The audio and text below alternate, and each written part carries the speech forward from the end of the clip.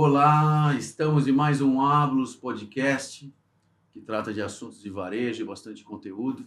Sou Mauro Francis, presidente da Hablos, e hoje temos o prazer aqui de receber o Jai, fundador da Morana, essa marca de acessórios que encanta todos os brasileiros aqui, né, André? Muito prazer em ter hoje o Jai. Estamos super excitados, né, em ouvir um pouco desse dinamismo da empresa Morana, de todas as tendências, porque uma coisa a gente sabe, quando falou em Morana, tem muita tendência por trás que ninguém imagina. Bem-vindo! Obrigado, André. Obrigado, Mauro. Obrigado aí pelo convite e pelo bate-papo hoje. Obrigado você aí por dedicar esse tempo aí pra gente, aí passar um pouquinho dessa experiência aí da Morana. E o legal, né, Jai, que a história começa lá na Coreia do Sul. Sim. Há quantos anos? Olha, nós chegamos aqui em março de 72, década de 70. A Coreia era um país mais pobre do que o Brasil. Mais pobre que o Mais Brasil? pobre que o Brasil. É um pós-guerra, né? A Coreia já foi invadido por todos os países vizinhos, sempre se defendendo, nunca invadiu nenhum outro país vizinho, mas já foi invadido pela China, pelo Japão, e um país que pós-guerra, depois da Guerra Fria, ainda tecnicamente está em guerra. E nessa época, acho que todos os coreanos, um país pobre, país que tecnicamente está em guerra, e todas as famílias procuram sair do seu país para buscar um país mais com promessas, né? Como primeira opção, sempre os Estados Unidos. Nessa época, os Estados Unidos, a imigração estava fechada. E o Brasil estava com a imigração aberta, e país do futuro, década de 70. E aí meu pai acabou optando vir para o Brasil, e ele trabalhava numa empresa multinacional japonesa chamada Komatsu, na Coreia, e conseguiu um emprego aqui no Brasil como engenheiro Komatsu. Então ele já veio empregado. Já veio. Graças a Deus, no nosso caso, da década de 70, nós conseguimos já imigrar com condições melhores, que quem imigrou na década de 60 vieram de navio, né? Que é uma viagem muito mais longa e foram, às vezes, para agricultura, comércio, etc. Ali é quem, né? Essa foto linda. Essa foto aqui, assim que nós chegamos em Congonha, nós chegamos de Varig, a gente nem sabia onde nós estávamos indo, né? Então, para mim era uma brincadeira, era uma aventura. Era uma diversão. Eu sou aquele do meio com 8 anos. Que lindo! Você é o caçula, então. Eu sou caçula. Aí tem uma irmã 4 anos mais velha, irmão mais velho, 6 anos mais velho. Então, meu pai tirou... Assim que nós pisamos no Brasil, meu pai tirou essa foto. Que recordação maravilhosa. Então, de lá para cá, né, desde essa década de 70, ele chegou, você falou, em 72? 72. E ele já veio empregado. E como que surgiu a ideia de ir para um negócio próprio? Se nós estivéssemos... Isso que é bacana, né, do acaso. Se nós estivéssemos na Coreia, provavelmente a gente teria seguido o modelo tradicional, homem assalariado, trabalhando, fazendo carreira numa grande empresa, e a mãe cuidando da família e da educação dos filhos. Assim seguimos, né, assim que nós descemos aqui no Brasil, mas aqui minha mãe viu que só salário não bastava, não era suficiente para ter segurança, manter um padrão de vida que gostariam de dar para a gente, e também viu que a colônia coreana era muito empreendedora, estava muito presente em comércio. Então, aquela influência da colônia, da necessidade, e ela acabou empreendendo uma pequena joalheria na Rua Augusta, década de 70. Era muito chique ter uma joalheria na Rua Augusta. Era joalheria, né? Era uma joalheria, uma pequena joalheria na Rua Augusta. E na época, não sei se vocês são dessa época ou não, acho que muitos que nos ouvem não são. Rua Augusta era uma referência de... Era a rua de comércio de luxo, de luxo, de né? São Paulo, né? Então não tinha referência de shopping centers. Shopping centers não tinham essa força. Eram galerias, né, vamos dizer assim. Não é que Ibirapuera e Iguatemi não existiam nessa época, mas não tinha toda essa estrutura, a força de um shopping center, um centro de entretenimento que é hoje. O Rua Augusta era uma referência de centro de compras, onde todos iam fazer compras, e muitos varejistas, grandes varejistas hoje, inclusive que fazem parte da Hablos, vieram da Rua Augusta. Tem muita, minha mãe conta mesmo. como era bacana ir lá, né? Sim. Passear na E Augusta, com né? carro, mesmo que você não fosse uma pessoa para Sim. comprar, era muito bacana. Você tava até passeando de Passeando. carro e a Passeando. pé, né? E aí lá essa joalheria, ela já se chamava Morana? Não, nessa época chamava Loja Pop, significa papoula. É o nome que minha mãe batizou a loja. A gente vem trabalhando com a joalheria e ao longo da década de 80, ela começou a misturar joia com bijuterias, mas aí já estava se adaptando à consumidora do mercado brasileiro, por questões de qualidade de bijuteria que foi melhorando ao longo do tempo. Uhum. E depois de década de 80, o shopping center naturalmente bate na porta dos grandes varejistas da Rua Augusta. A gente começou a receber muitos convites para entrar em shoppings nessa época. A gente começou a abrir lojas em shoppings. Então já virou Isso uma já pequena era que rede. ano? Década Quando- de 80. E aí vocês abriram lojas com a marca Pop. Isso, pop, só que era bijuteria em shoppings, Sorocaba. Qual foi o primeiro? Shopping. Center Norte.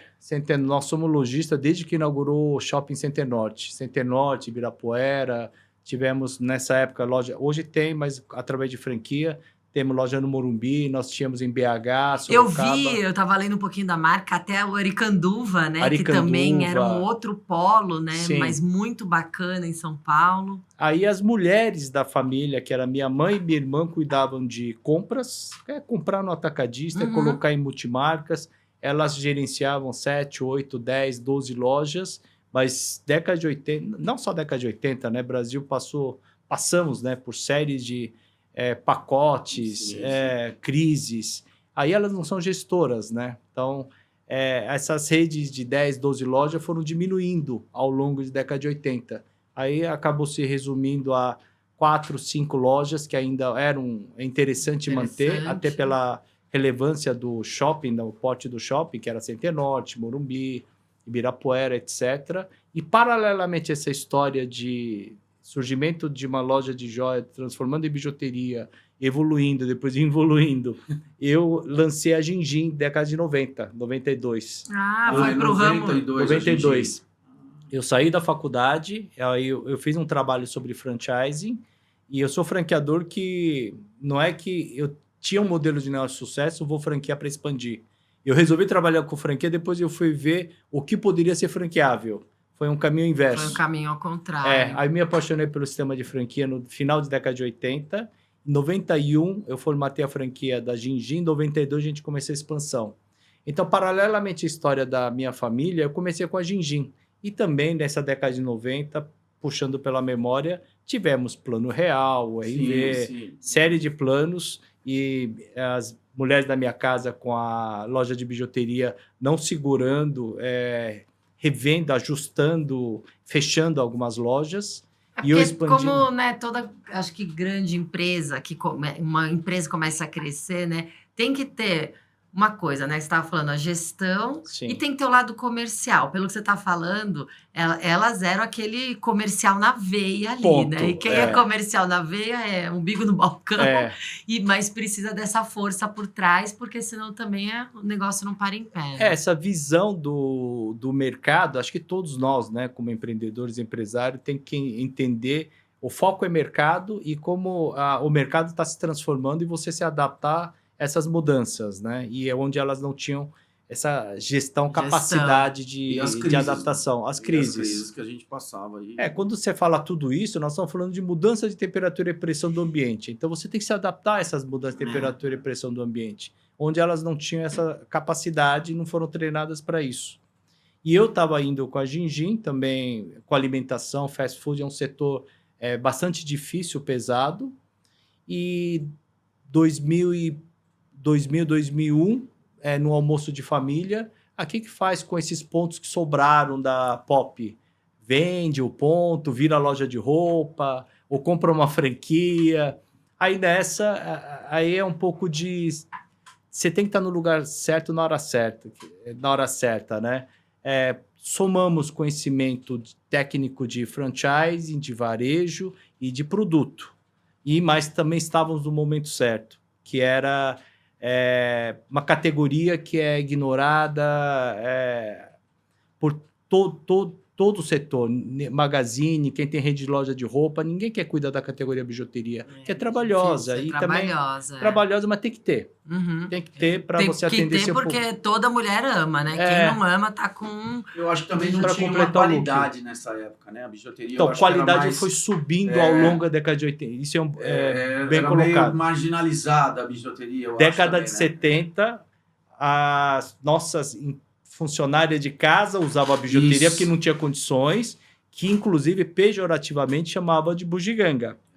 E as Olha, é verdade. madames E as usavam madames, joias. Agora a bijuteria é super na moda. Sem dúvida. É Sim. moda. E hoje o que completa o look. Então, a bijuteria foi ganhando muita qualidade e, inclusive, tem caminho inverso, né? Muitos que têm joalheria copiam o modelo de bijuteria para fazer em joias. Então, essa questão de design. E Existe até muita porque cópia. a mulher hoje quer usar, né? Antigamente ela botava aquela joia e usava aquela joia por um bom tempo. Hoje a bijuteria, como ela é muito boa qualidade, né? Uma bijuteria bacana, ela troca o look e troca a biju no look. Sim. O colar que ela usou ontem não é o mesmo que ela usou hoje, o brinco também vai mudando, né? Ela quer ter até mais diversidade.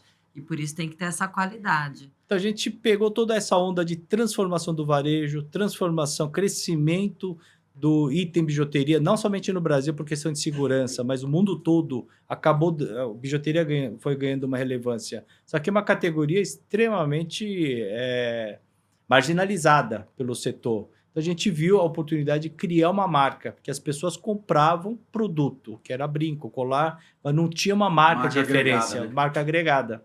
E é onde a gente viu a oportunidade de criar uma marca.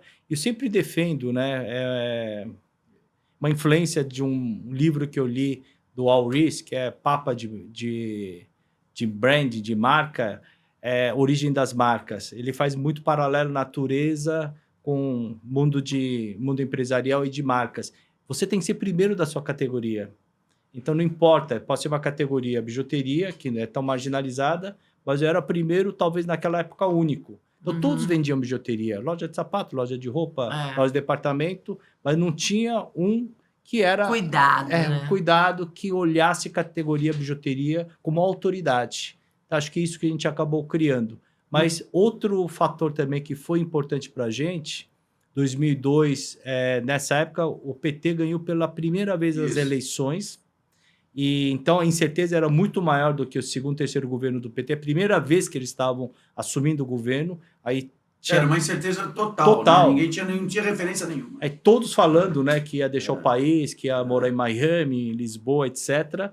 E nessa época que nós estávamos, isso é outro ponto que eu sempre defendo. Se você for esperar o momento certo para empreender nesse país, você não vai empreender nunca. Não dá para esperar.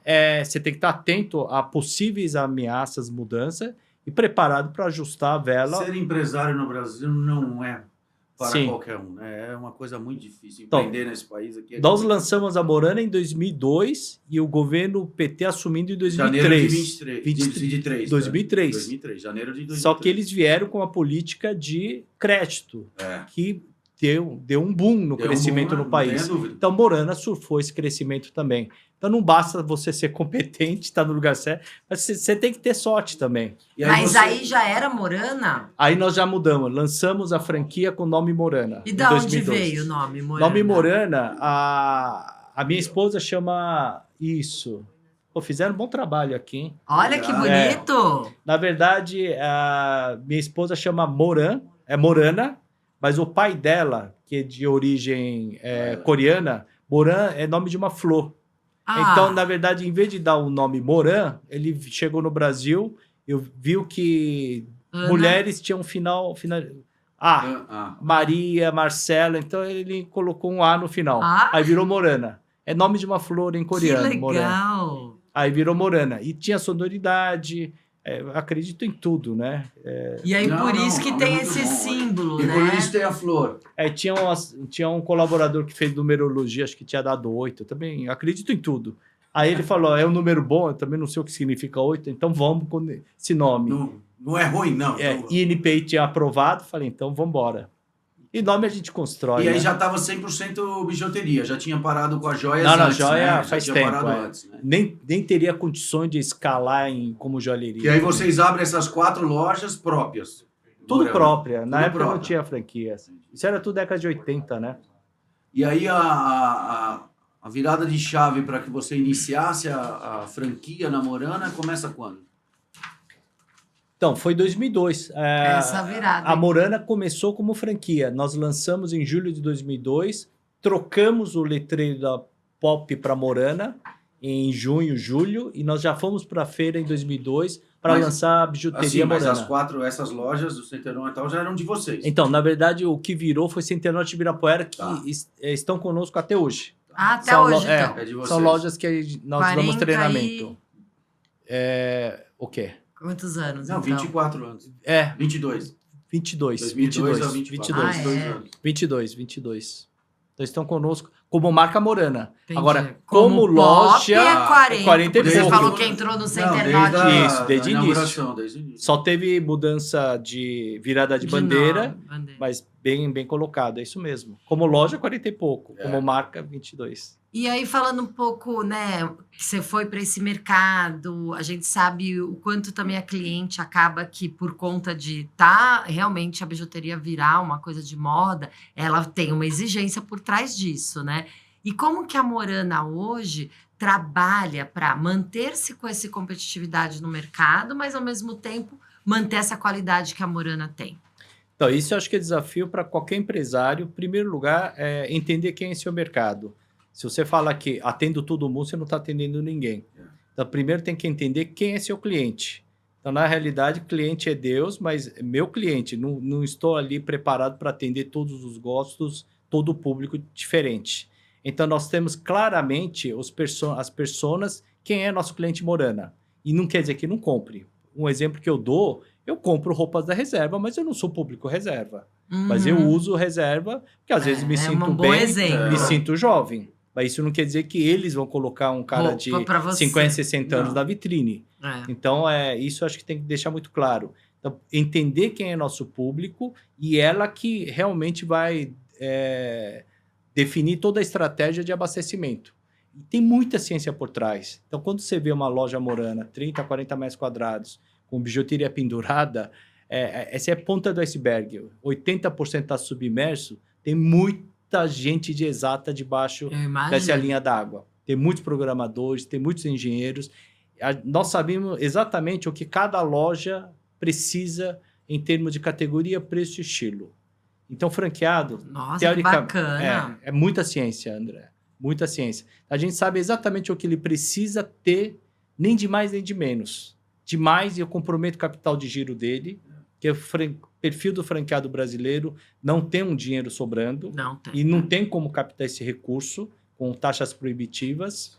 E se eu coloco ruptura de algum item, ele perde a oportunidade de venda, que compromete o resultado dele, né? dele. Essa venda ele não tem como fazer, ele perdeu. Já era, perdeu, não tem jeito. já era. Mercadoria errada em loja, não Sim. é? Falta de mercadoria em loja ou excesso de mercadoria, esquece. O estoque tem que estar Sim. muito bem É muito preparado azeitado. para aquele público, para aquele shopping, para aquela loja. Nosso modelo, Mauro, foi desenhado de uma tal maneira, ele trabalha com o nosso dinheiro. Então, o prazo médio de recebimento dele é muito menor do que de pagamento. Então, ele consegue receber nosso produto, vender, receber e nos pagar. E a coisa é uma engrenagenzinha. Então, é só isso que a gente não pode... Hoje são quantas franquias? 300 lojas. Uau, é trabalho. Então, Mas eu um gosto icebergzão. Não, mas eu gosto de destacar, André, Mauro. Eu sei que no mercado a gente acaba perguntando o tamanho da loja, tamanho do faturamento, mas eu acho que é igual ser humano. Eu estou mais preocupado com a saúde da rede. Então, eu olho 3, 4, 5 indicadores de qualidade.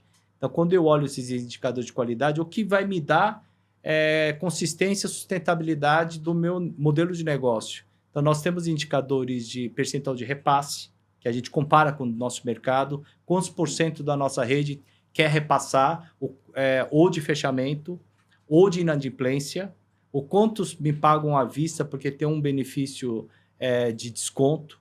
Então, a gente olha todos esses indicadores de qualidade que realmente nos garante, olha, nosso modelo continua em pé, por enquanto vai continuar em pé.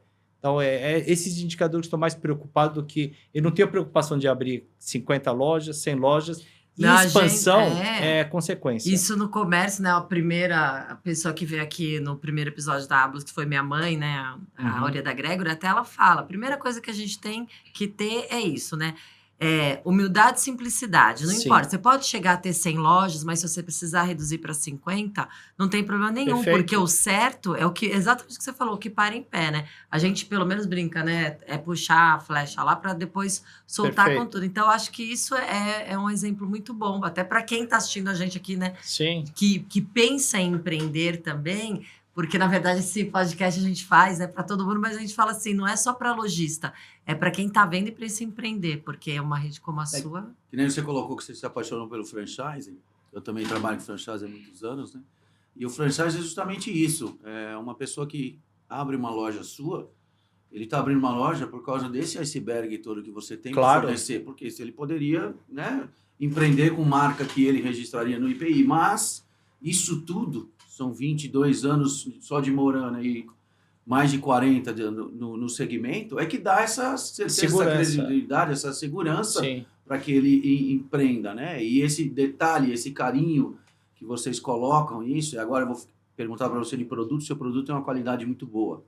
E aí eu sei que você traz esse produto de fora e agora ainda está com uma fábrica também aqui. Então eu queria que você contasse um pouquinho para a gente aqui essa questão da qualidade do seu produto, por que você optou por essa fabricação fora. Então, é muito simples, Mauro. Em primeiro lugar, eu entendo quem é meu cliente, o que ele deseja, e o que ele está disposto e o que ele tem condição de pagar. E eu não posso, e o resto eu tenho que dar um jeito. Então, se eu falo, minha cliente quer esse brinco nesse estilo, mas willing to pay, ele está disposto a pagar R$49. Não adianta eu falar que meu custo é tanto e eu tenho que vender por 59. Simplesmente não vou vender. Então, a partir do momento que minha cliente já definiu aquele produto dentro do posicionamento da Morana, quer pagar 49, aí eu tenho que dar um jeito, junto com o meu franqueado, que é meu parceiro, meu fornecedor, eu vou indo para trás. Aí eu tenho que garantir, mas eu sempre olho da direita para a esquerda. Meu consumidor está disposto a pagar aquele brinco 49, aquele modelo. Aí eu tenho que garantir um markup para o meu franqueado sobreviver e crescer e ele manter o padrão de vida dele. Ele como investidor e como parceiro estratégico. Aí eu tenho que ganhar menos de mais lojas, então, cada vez mais. E se precisar, eu entro no processo produtivo, o que nós fizemos. Então, o processo produtivo, a partir do momento que você monta uma fábrica, inclusive a gente montou o sistema de maquila, para poder diminuir imposto de importação, e a gente começa a desenvolver parceiros nacionais para entrar nessa briga juntos. Então, era muito mais fácil, quando margem é farta, você acaba comprando o produto acabado. Mas agora a gente entra no processo produtivo para poder garantir os markup de toda a cadeia. Então, infelizmente, a gente acaba entrando, mas se precisar, é aquela coisa, né? Quando é adulto, se precisar, você levanta e vai e faz. Eu não sou industrial. Mas se precisar, a gente aprende, não tem problema nenhum. E se tiver que voltar também, se tiver vontade, também problema não tem zero. problema. Não tem problema. Então, o que nós estamos fazendo? E grande sucesso da Morana, principalmente agora, nos últimos anos, porque a gente está ofertando o produto certo no preço adequado para a cliente brasileira. E a gente está crescendo a 2 dígitos nos últimos 3 anos. Fantástico. Então a tecnologia faz a diferença, né? Sim. Falando em tecnologia, né? Quando a gente entra principalmente nesse mundo aí de bijuterias, aquilo que a gente estava falando que a mulher hoje usa mesmo e muito, troca a bijuteria igual troca de roupa, tem que usar, às vezes, o digital, né? As influenciadoras. Como que a Morana vê isso? Vocês usam? Tem algum investimento por trás? Muito. Na realidade, o que a Morana faz é uma gestão de marcas, e eu vejo o mercado de gestão de marcas, canal, sistema, isso a gente é completamente aberto a alterar o tempo todo. Então, nós investimos demais na construção, percepção da nossa marca. Não é nem algumas décadas, acho que alguns anos atrás, era novela da Globo, revista Caras, você distribui isso a um percentual do seu fundo, nessas mídias impressas, que ficava no consultório, e GNT, uma rede fechada, e funcionava. Outdoor, quando não tinha cidade limpa, né? Era isso. E era mais simples. Hoje, não sei se você sabe, país que mais utiliza influenciador é o Brasil. Se você pega 5 maiores países que trabalham com que influenciadores, têm força, 3 países são de terceiro mundo. Eu não sei se isso tem alguma relação ou não, mas China também Nossa, legal isso. Brasil, não sabia, não. um dos países que mais influenciadoras funcionam. Então, você teve que mudar toda a sua estratégia de comunicação. Então, hoje nós estamos trabalhando com squad, então isso muda conforme ano, dinâmico, mas a gente elege algumas celebridades que tenham esse alinhamento, porque a aprovação é mútua, né? A marca tem que aprovar, se faz sentido, a influenciadora também tem que nos aprovar, porque ela vive da confiança dos seus seguidores. Público, né? Exato. Obrigatoriamente, senão não adianta nada. Então, nós temos 13 hoje, nesse momento, squad, que está debaixo do nosso guarda-chuva. Então, tem celebridades, tem influenciadora a nível nacional, até micro. E as regionais, aí os franqueados trabalham com influenciadoras locais. Que é importante, que às vezes é só né? Que é o marketing uma coisa local, mais simples, né? isso, que é fundamental. E funciona, né? Funciona. Tem um retorno, né? Porque a influenciadora local, gaúcha, ou carioca, tem um sotaque local. E ela sabe, ela sabe como identificar. trabalhar. Então, o fundo de propaganda nossa é relativamente alto, eu acho, né? Nós tiramos 300 e poucos milhões, uns 11, 12 milhões é institucional. Isso vai para a instituição da marca Morana. Então, você vê que é um volume relevante que vai para marketing. Então, é isso que as pessoas têm que entender. Hoje, você não vende mais produto.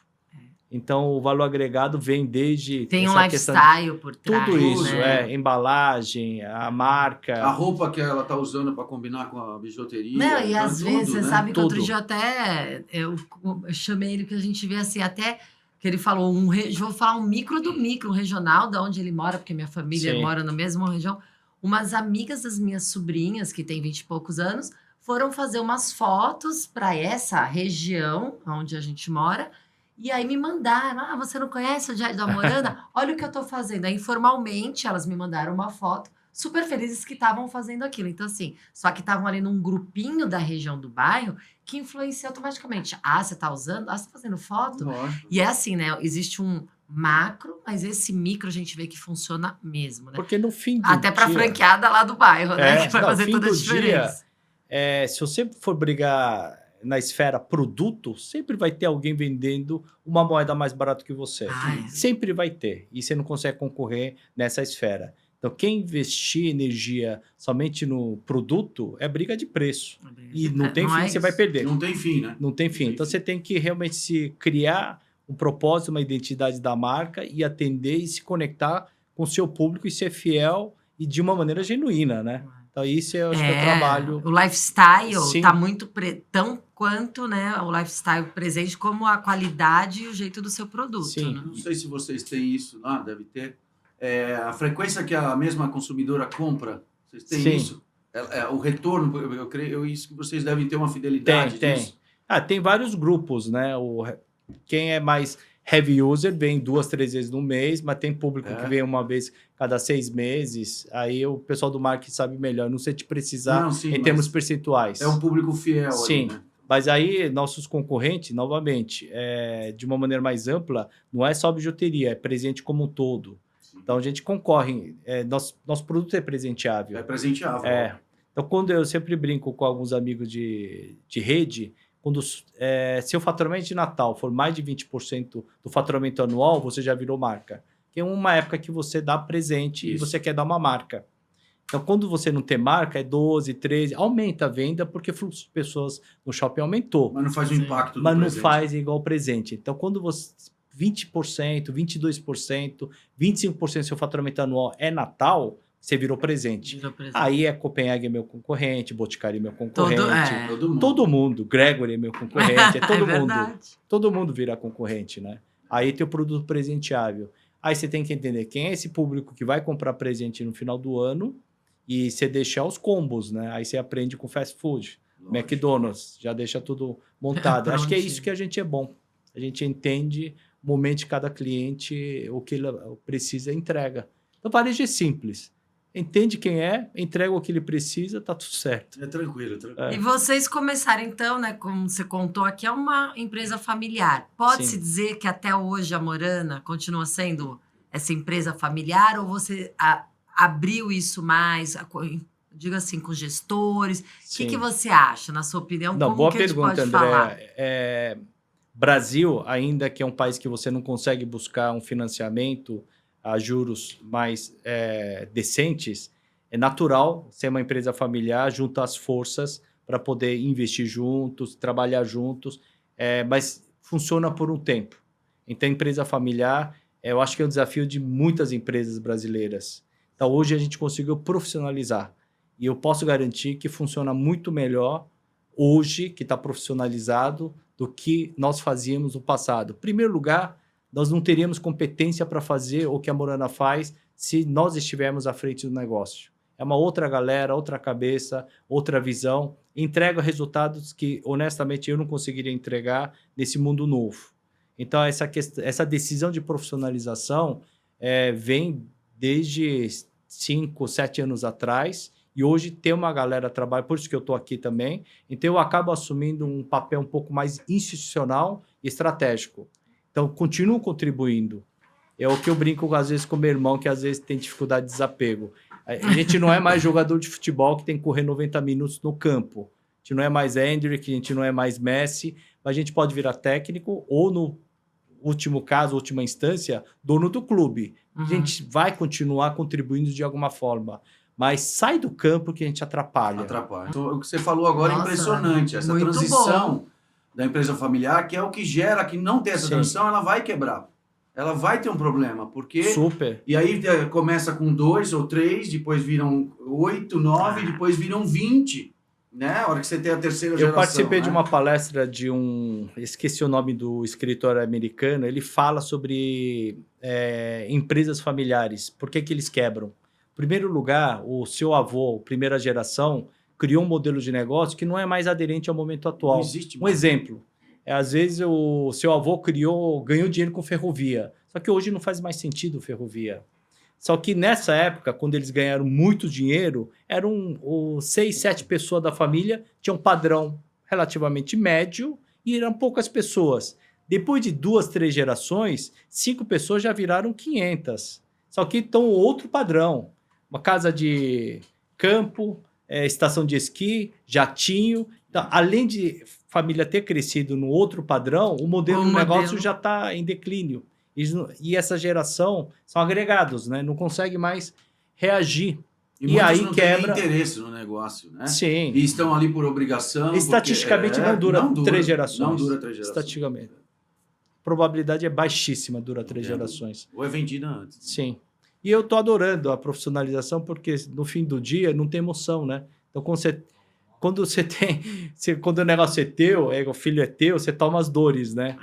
Mesmo desde coisas pequenas como deixa a emoção quem tá lá na frente, você vai ser E outra coisa que eu vejo, às vezes a gente verifica, principalmente em empresa familiar, que a pessoa começa uma profissionalização e contrata alguém. Aí ele quer falar o que aquela pessoa tem que fazer. Eu falei, mas se você contratou ele, é porque você tem que deixar ele fazer. Não, ele tem que fazer assim. Não, então não precisa contratar, né?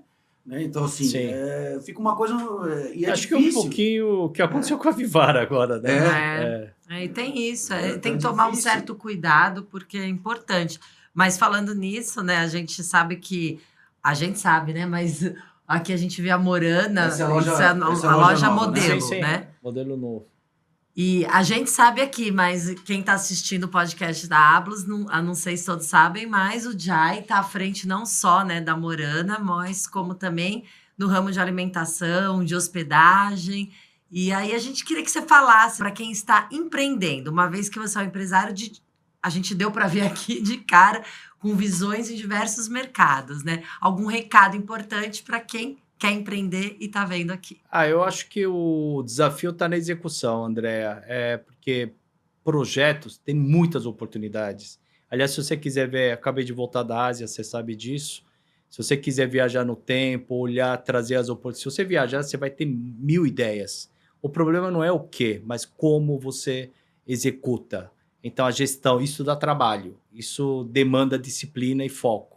Então, eu fui treinado para isso, como um bom imigrante, administrador de empresa, eu vejo oportunidade em tudo. Agora, falta gente, falta pessoas, mão de obra para você executar aquele projeto. Então, não faltam bons projetos. Então, no fim do dia, eu vendo arroz com carne, que é grileto, montana, yakisoba, brinco. São produtos commodities.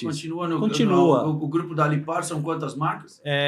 Montana Grill, grileto, gingim, corações. São 400 lojas. Então, no total, são 700 lojas. Sim, 700 lojas. Aí tem o meu sócio, Ricardo Alves, que toca holding de alimentação. Mas você vê que são produtos commodities. Não tem barreira nenhuma.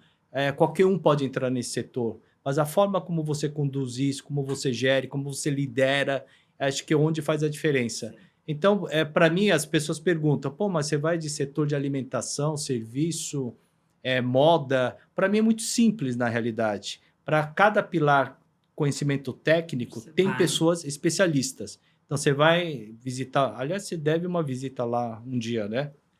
Alphaville, né? Lá, vamos lá. Eu já fiz 2 vezes. Eu tô devendo. Então, se você vai lá, as pessoas que trabalham na parte técnica são todas profissionais com nível sênior que vieram da área de moda. Aí eu não sou técnico, a gente chama de nexialista. Eu sou bom tocador de bumbo. Acho que eu sou bom para criar cultura e bom para liderar, realmente para incentivar o empreendedorismo dos colaboradores dentro da nossa empresa. Que é o mais importante. Que eu acho que é o maior desafio. Eu sempre destaco esses 3 pilares. Conhecimento técnico, gestão, e o terceiro pilar, que é o mais importante, que é liderança. Que eu acho que é onde nós, fundadores, donos, que coloca a cultura e onde você tendo uma boa cultura, valores muito claros, você não precisa nem ter política de empresa. As pessoas já sabem o que devem fazer e acontecer. As coisas acontecem da maneira que você faria. Então, o objetivo é reunir essa galera com os mesmos propósitos, os mesmos valores, com essa ambição desses projetos. Então, para mim, é muito fácil trabalhar em qualquer setor. É só questão de adaptação. Eu gosto de fazer uma analogia. Eu não sei que carros vocês dirigem, mas eu sei que eu consigo dirigir, porque eu sei dirigir um carro. Mas eu vou ter um período de adaptação. Eu não conheço o seu carro, mas eu sei como funciona um carro. Sim. Então, para mim, é questão só de adaptação, trabalhar com um setor A, B, C. E a liderança que você colocou aí é muito importante, e também a delegação de quem a gente vai colocar em lideranças da empresa. Sim. E a gente estava conversando que às vezes você tem um excelente vendedor na loja, e você promove ele para gerente. Sim. Acontece ele muito. Ele não é gerente, você perdeu o vendedor. Isso aí só muda de empresa. Você perdeu o vendedor e agora você tem um péssimo gerente. Porque ele não tem liderança, né? Então, acho que ser muito bem avaliado. Tem a parte técnica que ajuda muito, que é, por exemplo, a gente usa DISC, tem profissionais de RH, minimiza. Mas tem a parte humana ali que realmente... Você tem que pegar e verificar e sentir ali, porque... A única coisa que eu monitoro um pouco como empreendedor, eu sou meio na velocidade de 2x, as coisas acontecem no 1.5, 1x, né? A velocidade é outra. Então, você tem que segurar um pouco a ansiedade do fundador, do empreendedor, que a gente sempre quer as coisas para ontem, né? Porque no fim do dia, eu vejo tudo isso não como um lugar para chegar, mas como uma jornada. Então, a gente tem que se divertir muito com o que a gente faz. Então, eu quero que todos tenham muita paixão. Então, tem vários momentos. Na verdade, a gente brinca e a gente consegue ganhar dinheiro com o que a gente faz. O que a gente faz com paixão. E, Jai, vocês estão com planos de expansão, além de nacional, internacional ou não? Abertura demorando? Como que está? Quando nós falamos de expansão, Mauro, internacional acaba... É questão de agenda, é natural. Nós falamos de expansão, a gente acaba não considerando muito a fronteira. Então, Brasil é um país continental, acho que nós estamos já bastante relevantes. Nós temos um plano de expansão de interiorização no Brasil e internacionalização, sem dúvida, nós estamos focando na América Latina nessa fase 1. Então, deve entrar forte ano que vem. E interiorização que você fala do Brasil, cidades menores? Cidades menores. Então, nós já estamos presentes em principais shoppings, grandes cidades, e agora... rede social, internet, que muitos lojistas que loja física veem como uma ameaça, a gente enxergou uma oportunidade para entrar em cidades menores que não caberiam se nós não tivéssemos redes sociais hoje. Então, cidade de 50, 60 mil habitantes, que dependia Olha somente de fluxo de pessoas, que no fim do dia varejo é aproveitamento de fluxo físico, antigamente. Agora, através de rede social, você pode digital, se né? relacionar e buscar cliente fora da loja, e loja física é apenas uma referência. E hoje, cidade de 50, 60 mil habitantes, com perfil de franqueadas um pouco influenciadoras, nós temos construído um resultado que nos surpreendeu, que nós não conseguiríamos se dependesse somente de ponto comercial e Até ela como porque lojista. antigamente era assim, né? A gente falava, vou abrir uma franquia lá. Primeira pergunta, quantos habitantes? Sim, Né? sim. Tem shopping na cidade? Tem alguma rua? Ah, não dá. Então, era só visto por isso. Você vê que hoje essa tecnologia traz até resultados para uma expansão. Exato. E a franquia, André, que é bacana, porque a pessoa que está investindo em franquia é uma pessoa da cidade e já é uma pessoa que já tem uma influência na cidade. A partir do momento que você comunica que ela tem uma unidade, no nosso caso, Morana, e vira uma embaixadora, a marca vira sobrenome, né? Você deve ver isso também, né? A Patrícia de Gregory, Marta da Morana, a marca vira sobrenome. E é uma loja padrão ou micro franquia numa cidade Não, é pequena? loja de rua. Loja de rua. rua. E elas têm construído um resultado que, com certeza, dependesse somente de fluxo de pessoas na calçada, não fecharia a conta. Mas como faz um trabalho bacana de rede social, como influenciadora, com micro, tem construído o faturamento. Então, o faturamento é construído, não é uma coisa que acontece por acaso. Sempre acabamos aqui, a gente faz o podcast, o convidado anterior deixa uma pergunta, a gente faz surpresa aqui também, viu, Jai? Vamos lá. Então, o último entrevistado foi o Davi da Tip Top. A gente pede para ele deixar uma pergunta, que eu peço para você abrir aqui e nos responder. E é claro que você também vai deixar uma pergunta para o próximo entrevistado. Vamos ver o que o Davi quer saber. O Davi também respondeu uma. É como nós trabalhamos durante a pandemia. Eu acho que não só a pandemia agora, né, com o Rio Grande do Sul também, a tragédia que está acontecendo no Sul, quando nós falamos de rede, ninguém larga a mão de ninguém. Então, não tem como aguardar a ajuda do governo nem de terceiros. Então, eu acho que essa cumplicidade acho que nos dá segurança, saber que o franqueado não está sozinho. E pandemia foi uma coisa muito especial, porque ninguém sabia realmente como ia terminar. Ninguém tinha vivido uma situação sem precedentes. Então, acho que o primeiro ano o shopping nos ajudou, no segundo já não, mas a rede de franqueados, nós nos unimos demais, como nós estamos unindo agora para ajudar nossos franqueados do Sul. Então, a franqueadora faz a sua parte, outros franqueados também fazem a sua parte. Acho que nesse momento, vem o lado melhor de todos nós, que ainda faz a gente acreditar, nós como pessoas, né? Lógico. Então, eu acho que no caso da pandemia, tivemos que flexibilizar, todo mundo perdeu, né? Na verdade, é um perde-perde, não tem como ninguém perder menos, perder mais. Sim. Então, os franqueados que estão na linha de frente, onde foram mais impactados com capital de giro, nós tivemos que bancar realmente os produtos, flexibilizar, perdoar. Então, não tem muito o que fazer. Acho que todos das grandes marcas fizeram um trabalho bacana. E estar próximo, né? Acho que mais do que ajuda monetária, econômica, estivemos conectados o tempo todo. Todo dia a gente se falava. Acho que foi um aprendizado também, né? Não foi só, né? Eu sei que tem a pergunta, mas não foi só o que fizemos, mas o que aprendemos, né? Porque quando se fala disso, no final é o aprendizado que todo mundo teve. É o que você falou, ninguém passou por isso antes. Então, além do que fizemos, que aprendemos. Eu acho que mais do que recurso mesmo, todos nós estávamos isolados. A gente se conectava quase todos os dias. Então, as supervisoras, a gente, só o fato de estarmos conversando um com o outro já era um acolhimento, era um ombro que cada um precisava, inclusive eu também, né? Não tenha dúvida. Hoje eu estava vendo no rádio sobre a tragédia do Rio Grande do Sul, que o apoio psicológico e emocional é muito importante, porque as pessoas perderam tudo. Então, se você tem que dar esse apoio, né? Os psicólogos estão nos abrigos, conversando com as pessoas, que é muito difícil, né? Vocês devem ter bastante lojas lá no Rio Sim. Grande do Sul, que devem estar inundadas ou shoppings, né, fechados e tal. E as pessoas ficam numa incerteza muito grande, né? Porque não sabem o que vai ciclo, acontecer, né? né? Eu vi no rádio que o aeroporto vai abrir em novembro. O aeroporto vai abrir em novembro. Uma Então, loucura. É muito é sério. uma loucura, né? A Ablo se cotizou aí, ajudamos lá o pessoal do Sul, e eu acho que todo mundo tem que fazer a sua parte, é o que você falou, aguardar o poder público fazer tudo, né? A engrenagem é muito lenta. Então, nessa hora, os brasileiros que ajudam os brasileiros mesmo, né? Porque... Esse ponto importante que você tocou também, eu acho que como empreendedor, eu sempre destaco isso. Acho que nós, de uma maneira geral, a gente gosta de terceirizar solução para os outros, né? Para o governo, para o shopping, para o bairro, sei lá. Mas eu sempre sou de fazer as coisas. Se vier ajuda, ótimo. Se não vier, já estou fazendo. Tem que fazer. Tem que correr Se atrás. ficar terceirizando, a gente vai ficar esperando e não vai resolver a nossa vida. Jai, muito obrigado aí pelo Obrigado, tempo aí Mauro. que você dedicou aí para o podcast da Ablos, para os nossos ouvintes aí, trazer essa sua experiência aí nessa marca lindíssima que você construiu aí junto com a sua família.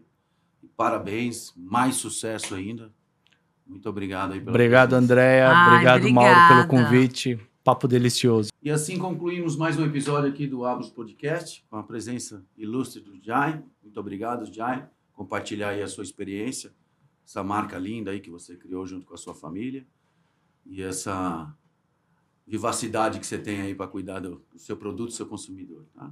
E a Ablos, sempre representando o setor, o varejo, trazendo inovação. Quem quiser conhecer mais sobre a gente, é só entrar nas nossas redes sociais, no nosso site. Né, dona Nosso Andréia? YouTube, a gente está no Instagram, ablos.br. E Jai, foi muito bom.